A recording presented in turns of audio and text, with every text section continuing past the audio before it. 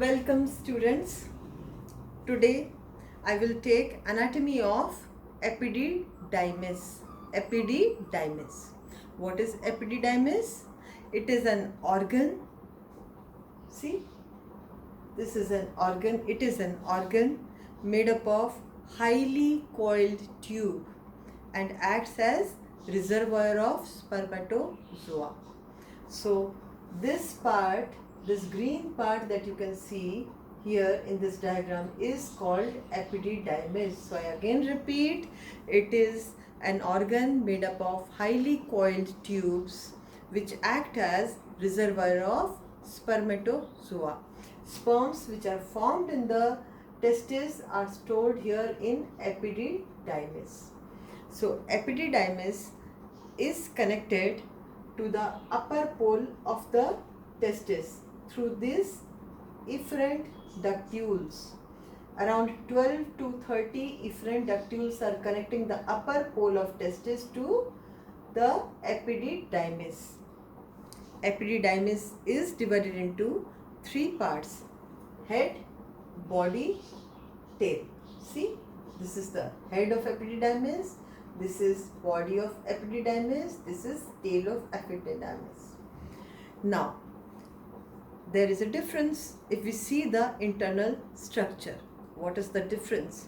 Difference is that the head is made up of nothing but highly coiled efferent ductules. These ductules are coiling on themselves and forming a bulge here, a lobe-like bulge here to form the head of epididymis.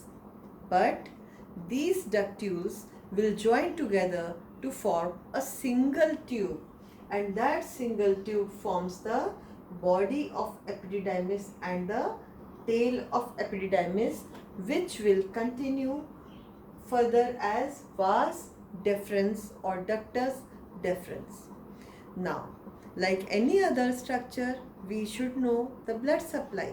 The blood supply is through the testicular artery. Right side of testis is going to be supplied by the right testicular artery and left by the left testicular artery. So, which they are going to supply the epididymis connected with that particular testis. That means the epididymis of right and left side are supplied by the right and left testicular arteries. The testicular artery, which is a direct branch of abdominal aorta at the level of L2. Okay. Now, the venous drainage.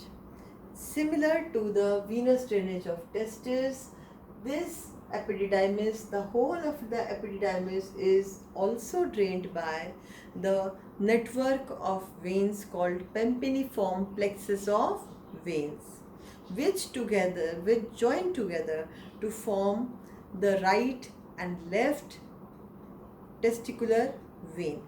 The right testicular vein will open directly in the inferior vena cava, but the left testicular vein will open in the left renal vein. So this way the venous drainage of the epididymis is similar to the venous drainage of testis because they are both in close proximity. Okay. So just like the arterial and venous drainage being similar to that of the testis, the lymphatic drainage is also similar. So the epididymis is drained by pre-aortic and para-aortic lymph nodes. Nerve supply again same as that of testis. That means sympathetic nerve supply. Okay. So I think you have understood about the anatomy of epididymis. Thank you.